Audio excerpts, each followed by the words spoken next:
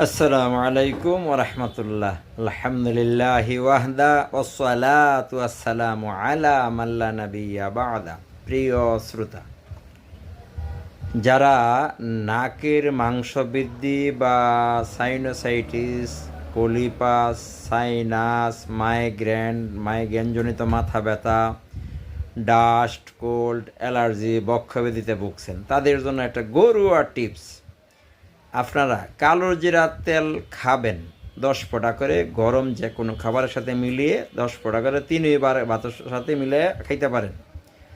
কালো জিরার তেল কটন বাট দেওয়া নাকের মধ্যে 3 মাস ভরা দেবেন নাকে, এবং গলায়, নাকে, কপালে কালো জিরার তেল মাখবেন, এবং 1 গোলা রসুন এবং 1 গোলা পেঁয়াজ নিয়মিত খাবেন, এবং 1 গোলা রসুন চিকুন করে কাইটা নাকের ভিতরে আপনার যে নাকে মাংস বাড়ছে ওর মধ্যে ঢুকাইয়া রাখবেন।